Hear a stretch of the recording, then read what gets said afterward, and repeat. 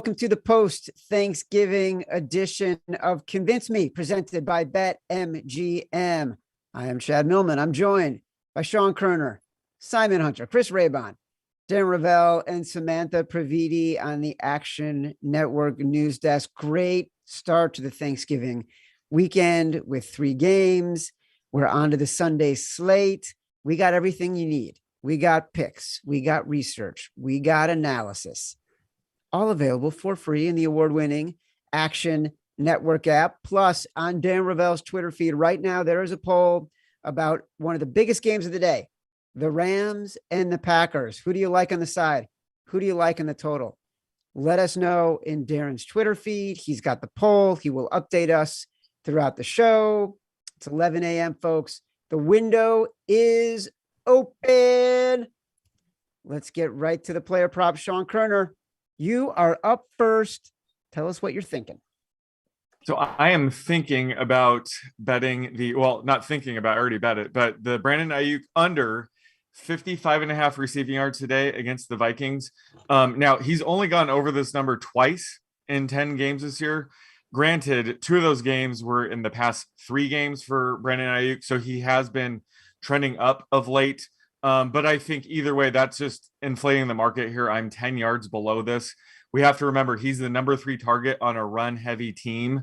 And today, the 49ers should be able to run the ball with ease against this Vikings team that, they're down 3 starters along their defensive line. So I think they're going to be able to, operate these clock-killing, methodical drives they have been the past couple of games at the expense of Aiyuk's yardage. So I think, this prop has a ton of value. Like I said, I'm 10 yards below it.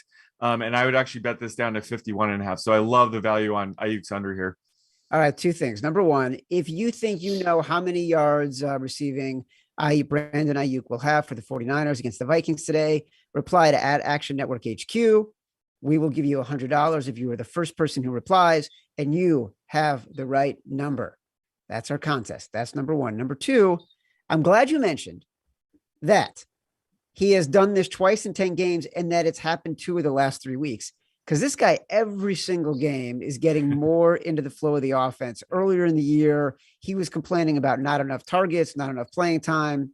And Kyle Shanahan was like, the dude's got to perform in practice. And I love that he was challenged. He's now trying to step up and play to the level that he thinks he should. It's tricky, Koerner. It's tricky. Your numbers might be off because of what he's been doing. Well, let me just clarify. I'm weighing the past couple of games very heavily, and he's still under. We got to remember Deebo Samuel and George Kittle are the top 2 options in this offense. So, I'm factoring that in, trust me, but I'm still 10 yards below it. All right, Simon. Simon, you have been going crazy off the board with these props that are such long shots. Anytime touchdown, Cleveland Browns defense against Tim Boyle, Tyrod Taylor, anytime touchdown. What is your fantastical prop this week? And of course, we didn't take Taylor last week. He had 2 rushing touchdowns. Of course. This week, I'm actually getting away from the anytime touchdown. I'm going with a prop that really stuck out to me, which was Leonard Fournette over 4.5 receptions for this Buccaneers team. Last week, he had 6 targets, 6 catches. The week before, he had 9 targets, 8 catches. The Colts team is one of the worst teams at guarding against the receiving running back out of the backfield. So I can see this shaping up. We're not going to run the ball a lot against this really good Colts front. So they're going to try to get the offensive pieces just moving and get Lenny on the outside, getting easy catches for Tom, which if a team is stacking up, if they're playing 2 high safeties against Tom, he's more than happy to take it and dump it off to that running back, get maybe 5 or 6 yards, or if he's lucky, he can break one and get a big first down. So the way that I see this game kind of going for this Colts and Buccaneers team, it's really going to be a slow pace, ball control kind of game. I like Lenny to get a lot of catches, a lot of targets in this matchup. So 4.5 at a plus number, it's really, really good value right now. I think that's really interesting. And also your Philly accent is particularly strong. I don't know if it's the Thanksgiving holiday or what, but you're full on Philly. Also, I saw this crazy video on the TikTok where Tom Brady was turning around in play action. And as he was sort of doing the fake handoff to Leonard Fournette, he yelled in Fournette's ear, cover 2, just like in that split second. So Fournette knew what kind of coverage he was going to be going into as a receiver coming out of the backfield. I just thought That was so freaking cool. I like that bet, Simon. That's really good. Raybon, you're in a hotel. You look particularly scary today. What do you got? Is it as scary as what your prop is? It's not as scary as you saying the TikTok chat, whatever. Listen, if you want to come after me, then at least say it right. What I will say right is Olamide Zaccheaus under 30.5 receiving yards. He's done this only twice all year and once in 5 games without Calvin Ridley. He's only cleared 23 yards once in 5 games without Calvin Ridley. He's running fewer routes than Tajay Sharp and Russell Gage every single game. He's their number 3 receiver for Atlanta. And they're playing the Jaguars, who are actually top 5 in DVOA versus non-number 1 and number 2 receivers. Because when you play the Jaguars, you don't always need to throw the ball all around the field. You can go to your top option. That's going to be Kyle Pitts. That's going to be Cordell Patterson. And that's going to be Gage. So Olamide Zaccheaus under 30.5 receiving yards. I mean, that's pretty good too. And that Falcons team is so bad. I feel like you can bet the under on anything, on any player. And you're probably going to end up being okay because that team is a dumpster fire, like in the middle of a nuclear meltdown. That team is so freaking bad. I got to tell you, I like Lenny Fournette over 4.5 at the plus number. That just feels like a really fun one to root for. I like Simon's logic. I don't doubt the Zaccheaus thing, but sometimes you just want to root for the positive. And I would recommend Zaccheaus, certainly. I don't like Aiyuk at all, Sean. I am completely concerned about that one, but I do like Lenny Fournette. Over 4.5 touchdowns at plus money. Ba-bing. Darren Rovell. Happy Thanksgiving, buddy. I'm thankful to see you on this show. Happy Thanksgiving. I'm thankful that I don't love Thanksgiving food and I am the same weight I was last Sunday. So very thankful that I'm not in the hole in that sense. I know you're the same weight because you probably just eat nuts and berries on Thanksgiving like the squirrel that you are. I was healthful. I'm not going to lie. So let's get to the matter at hand. We have a poll. What do you like most in the Packers game today? Let's get the update here over. Well, we're doing pretty well here. We have, you love when I do this, 4,000 votes. Rams -1, 20%. Packers +1, the most popular, 35%, because people are squares and they think, of course, the Packers are going to win in Green Bay and Lambeau when it's cold. And the Rams are playing. It's a hot team. Over 46.5 is 29%. Again, that's the next square play because Aaron Rodgers and whatever. And under is the least popular, 46.5%. And a half there. Most bet on teams at BetMGM. Again, very squarish. The Bucs -3 against the Colts. The Eagles -3.5 against the Giants. Although that's come up now, right? We're at 4.5. And the Pats -7 against the Titans, and even that has come up. Most bet on by handle. Again, the Bucs. The Rams -1.5 at Green Bay. Surprised about that. Number 2 at handle. And then the Pats -7 again. So it's amazing that people love the Pats here, but of course, I don't know what the Titans have at all. So I think at the beginning of the year to think that this would be a 7 spot for the Pats, we wouldn't think that, but a lot has happened to the Titans since. Well, look, right now in central Connecticut, which is 80 minutes from Foxborough, it is snowing. It is gray and snowy, and it is about 25 degrees out. So it's setting itself up for an interesting game regardless. And I know we're going to get deeper into it as we talk about sides, as we talk about totals. Sean Koerner, please give me your best side today.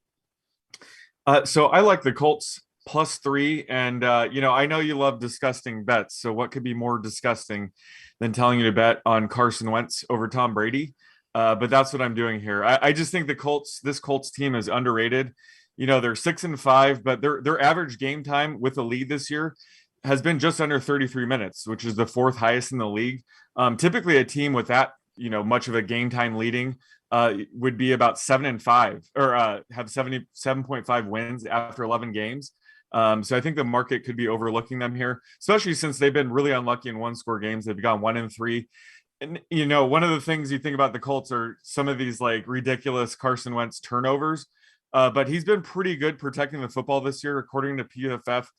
He only has a 2.4% turnover rate this season, which is the 8th lowest. So he's actually been a lot better than people have been given credit for. And I think it's no coincidence that, the Colts have gone 3-1 and Jonathan Taylor has looked like an MVP candidate since they got their offensive line at full strength just 4 games ago. So assuming Quentin Nelson plays through his questionable tag today, this will be just the 5th game this year. They have their entire offensive line intact. So that's another reason why I think they're being overlooked a bit. And then on the Tampa Bay side, they have some offensive line issues as well. Like Ali Marpet, their left guard, has been ruled out, and he's really the glue that keeps this elite offensive line together. So whenever he's been out, they've tended to struggle. Last year in his 3 games that he missed, they went 1-2, and Brady struggled. So that could cause problems today, especially since backup Aaron Stinnie has to go up against DeForest Buckner. So I think that's going to be a huge mismatch, and I think the market's overlooking that. So despite 70% of the action on Tampa Bay here, I really love the Colts +3.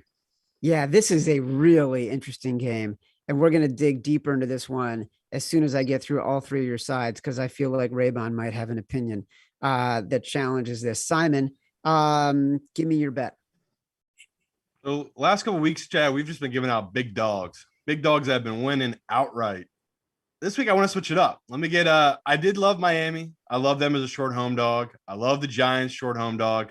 Let's do some chalk. Texans -2.5, -3 now at some books. Love that number still. We have a Jets team that they are bad. They're going the opposite direction. They keep losing games, especially on the road. We've seen them 2 times this year win games. Those both times were at home against teams that are coming off major injuries to key positions. That they're not getting that gift now. They're on the road. They're playing a Texans team that they have a veteran quarterback. We have Zach Wilson coming back from injury. Both backups are out. So if Zach Wilson ain't right, he gets hurt. They're bringing a 4th string quarterback now for the Jets. So I don't know. It's a little scary because I'm so big on this game. The public's coming so heavy on the Texans, but the public is right sometimes, right, Chad? So I feel like if you're getting a -3 and -2.5, 2 key numbers, you have to take the Texans this position against a really bad Jets team. Look, full disclosure, I already bet the Texans -2.5. I felt like that was the right side. The second this line posted, it was the right side.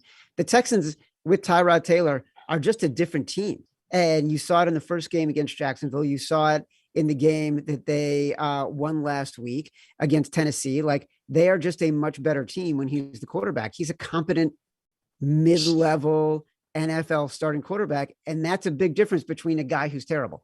Raybon, what do you got?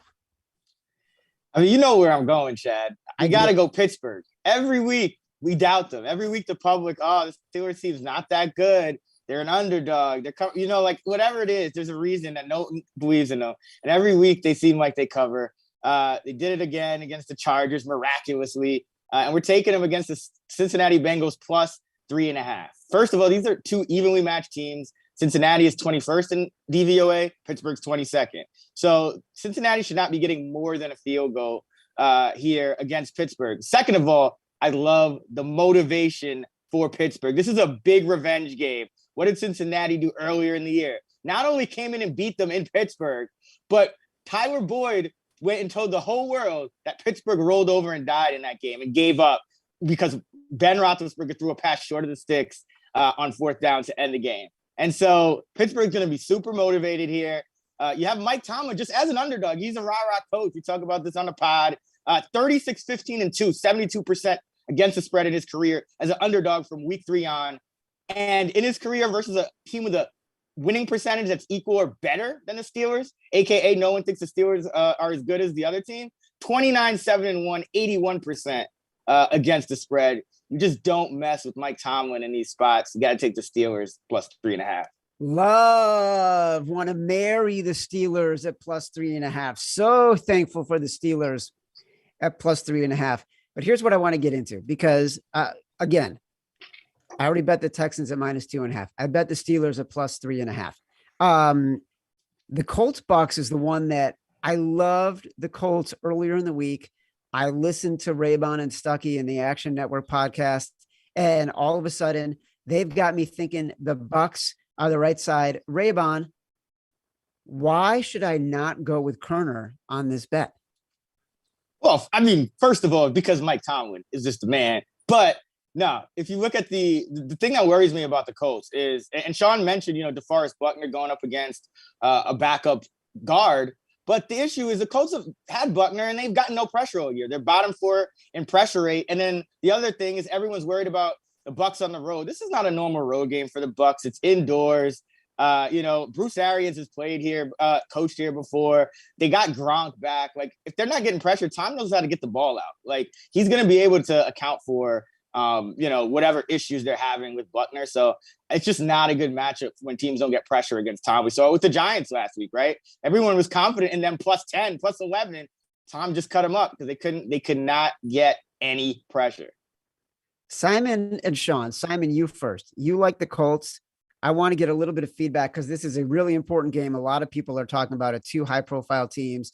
The Bucks are a huge public road favorite here. Give me your take. Why is Raybon wrong?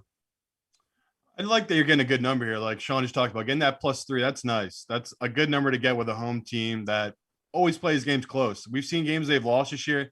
They've usually lost and ended of a game field goal. And it's a lead. Usually they're up 14. They blow those leads. So this Colts team getting points has really been good to me this year. So I get what he's saying with the Bucks. Like, Tom's going to be able to, whatever the Colts defense throws at him, Tom has seen a million times. He's going to be able to have a scheme against it. But when we're just talking about offensively, I love the way the Colts have been playing. Like, Taylor is just, it's hard to bet against a guy that's running the ball like he is. He's obviously the best running back in football. If they control the clock, they keep Brady on the sideline, they throw him off rhythm. Everything just kind of points to this Colts team be able to control this game. Koerner, say something mean about Raybon's logic. Well, I mean, I spent 5 minutes, touting this pick, so I don't know if there's anything left to say. But just trust me on this one. Colts +3 all the way. And, honestly, I would take a money line. But I think, I realize that Tom Brady's on the other side. I'm not saying they're going to shut him out or anything, but I think people are underestimating this Colts offense, just how good it is with the offensive line intact. So that's one of the reasons, like I mentioned, that the market's kind of overlooking them here. They're a much better team with this full offensive line. Give me the Colts. Go, There we go. Horseshoe. Lucky day. I'm thankful for the Indianapolis Colts and Sean Koerner. Samantha Previte, what can you tell us about fantasy news we can use? I have a lot to tell you about fantasy news. Injuries across the NFL this week are a dumpster fire inside a nuclear explosion. I am totally stealing that expression. I'm going to hit you with some of the most important actives and inactives you need to know about when setting those week 12 lineups. First, AJ Brown is out against New England this week. He was placed on injured reserve with a chest injury. This is a huge blow to the Titans receiving core, especially with Julio Jones also on IR.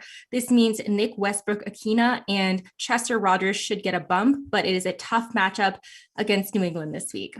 On the other side of the ball, Damian Harris, Ramondre Stevenson, Hunter Henry, and Jonnu Smith, all listed as questionable, are trending towards being active today versus the Titans.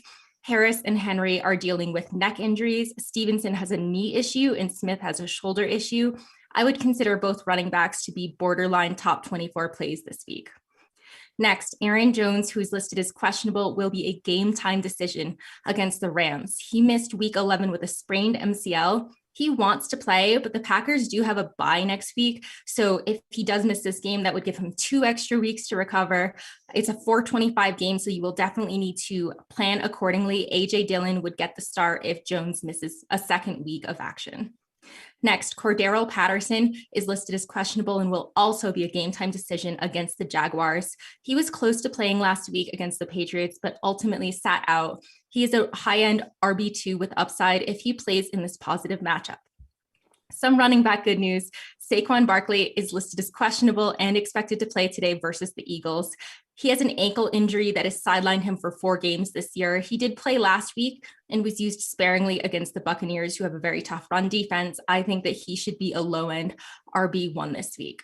And finally, Marquise Brown expected to play today versus the Browns. He is listed as questionable, missed week 11 with that thigh injury. I think that he is a solid wide receiver too, especially with Lamar Jackson set to return as well. And that is all I have for you for actives and inactives for week 12. Back to you, Chad. Well, number one, congrats and thank you to Samantha for pronouncing Cordero Patterson's name right. Number one. Number two, hot take right now. Saquon Barkley is a year away from being at the turning point in his career where he either turns into a perpetually injured player who was not worth the second overall pick in the draft, or he figures out his injury solution like Steph Curry and becomes the greatest running back in NFL history. That's quite a wide range of outcomes, Chad. Well, I only deal in extremes. I don't do middle of the road. It's either all or nothing for me. We work at a gambling company. Gosh darn it. All right, let's talk about the totals. Koerner, you won the last round with your passionate, convincing argument about the Colts. I might just bet them on the money line right now. Open up all of the apps in the state of Connecticut and go for it. What's your total? So unfortunately, the Lions don't play in this slate, so we can't attack their under again here. Let me just say this about that. Let me say this because we did do a Thanksgiving show. Everyone loved the Lions under. I'm a Bears fan. I watched that game, and the text chain with all my buddies was insane because it was like such a brutal game to watch.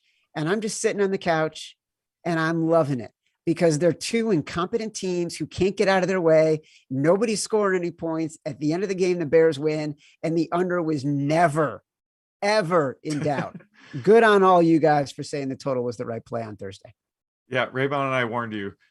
So I'm warning you here that this Vikings-Niners game is not going to clear 49 points. This total is way too high. The 49ers kind of remind me about the Lions, where they're almost playing for the under right now. Their offense has been shortening games considerably with this methodical clock killing approach on offense. In week 10, they opened up against the Rams with an 18-play, 88-yard drive that lasted 11 minutes. And then last week, they had a 20-play drive that went for 87 yards and lasted 13 minutes. And I think they're going to try to do it again here. What better way to slow down Kirk Cousins, Dalvin Cook, Justin Jefferson, and Adam Thielen by having them, on the sideline. So I think they're going to do it here. And I think they will be able to because the Vikings are missing 3 starters along their defensive line. So I think they're going to stick with their run-heavy, clock-killing approach here. And like I said, this total of 49 is way too high. I'm projecting it closer to 46.5. So love the under here. Yeah, it's a great game. Interesting side too. I think, excuse me. I think the Vikings are +3, +3.5, getting a lot of professional money. The Vikings are today. Simon, what you got? So I love it. Not love, I guess that's a little too strong. I like a lot this under for this Denver Chargers, kind of a divisional matchup that the total is a little high. At 48, it's come down now 47.5. Some books have it down to 47. To me, when I first saw this line, I immediately thought, no, this should be a 44, 44.5 kind of line. Really happy when I saw that was up to 48. This is typical people seeing the Chargers on a primetime game put up a ton of points, saying this is a really legit offense. I look the other way. I look at it that it kind of was an indoor track meet against that Pittsburgh's defense. Pittsburgh had a lot of injuries. Denver's pretty healthy. They got a lot of guys back on defense. We know that Denver wants to control the offense by running the ball. So, again, we have an offense with Denver that's going to be chewing the clock up. Their strength is their secondary in Denver. So the Chargers aren't going to be passing the ball with ease like they were against this Pittsburgh team. They're going to have to be running it with Eckler. Once again, eating up a lot of time. I just see this game being a really close, slug-out battle with two divisional teams that you're going to see a lot of field goals. I just don't see a lot of touchdowns happen in this matchup. So I do think the books are giving you a gift, keeping this all the way up at 47, 47.5. Those are key numbers to get an under on. All right, Raybon, you're shaking your head aggressively in the affirmative when Simon is talking about this game. I assume that means you like it. Yes. And what is your pick? Yeah, I do like Simon's. I think the main thing for me is that's the Vic Fangio, Brandon Staley defense going head to head. 2 safeties back, limit the big plays. That's how they're going to play it. So do like that one. But one I like even more, Tennessee, New England. under 43. First of all, you have two teams that are 23rd or lower in situation neutral pace. You have two teams that are top 12 in defensive DVOA. Everybody going now, but the Titans are a good defense. They're 12th. The Patriots are top 2. And then the Titans have no players. You have Ryan Tannehill. He's the quarterback, and he's probably their best offensive player at the skill positions in this game. Your starting backs are Deontay Foreman, who was out of the league earlier this year, and Dontrell Hilliard, who was out of the league earlier this year. Your starting wide receivers are Des Fitzpatrick, cut in the preseason, Nick Westbrook-Akina, and Chester Rogers, who was out of the league for much of last year. So, I mean, you really have nobody, for this Titans team. The Patriots could win 41-0, and you still win this bet. You got to go Patriots, Titans under, and might be a weather game, as you alluded to earlier, Chad. Yes, it is. God, it is just an ugly, ugly day in New England. I love that. I'm convinced by Simon, though. Simon's pick, I didn't really have that game on my radar as a total. I love the Broncos plus 2.5. For the record, I also did a money line parlay on the Steelers and the Broncos. Pays out at about 480. So I'm really excited about that. I think those are two right sides, but that is an interesting play. I hadn't really thought about it. And you're right. Like with the Chargers, you still think of them as being a high scoring team. And this game is playing right into the trap of being something that end up being really low scoring because of those two defenses. So here is my rundown.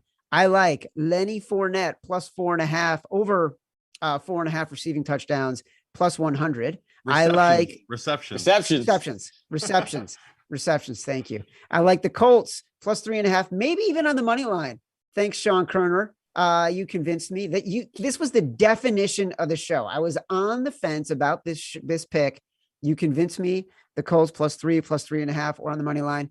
And then I like the Chargers and the Broncos under 47.5. If you can still get that, fantastic, Simon. Well done. Samantha, take it away. Thanks, Chad. As always, I'm going to hit you with 3 starts and 3 sits you need to know about while tinkering with those Week 12 lineups.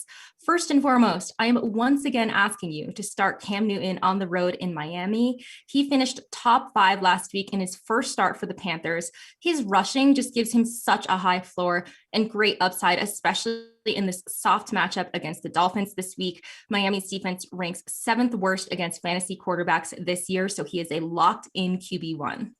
Second, I am firing up Elijah Moore on the road in Houston. Since week 8, he is wide receiver 2 in half PPR behind only Deebo Samuel. He is quickly becoming a must start no matter which Jets quarterback is taking snaps under center. He is a top 24 play today with upside against the Texans, who have allowed the 9th most points to fantasy receivers this year.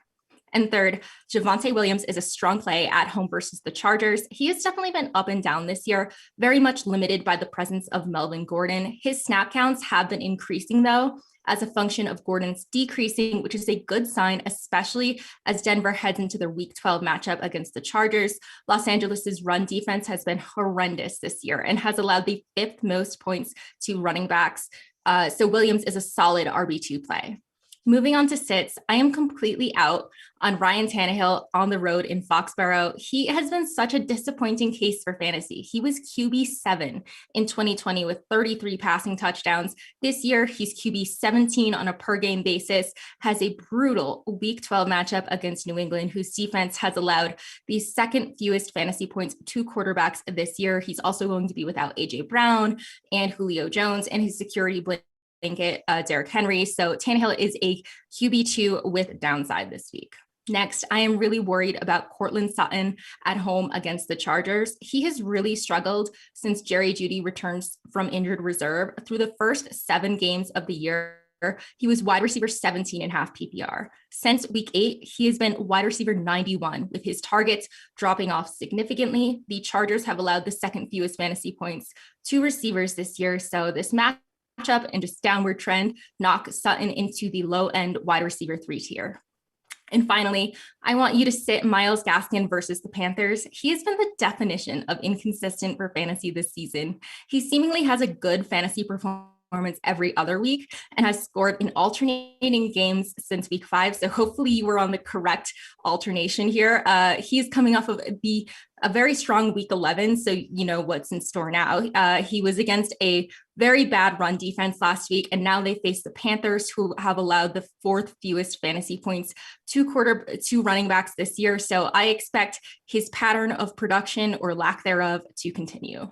And that is all I have for you for start sit. Don't forget to take any Chiefs or Cardinals out of your lineups, and good luck in week 12. All right. That Courtland Sutton stat is fantastic because he's a guy that a lot of people think is on the upswing. And then you come in with another, close 0-0 stat. And especially about the Chargers defense, it just plays to what Simon was talking about and why I was so convinced that the Chargers Broncos under 47.5, under 47 is the right side in that bet. Darren, what's happening in the markets? How is our poll doing?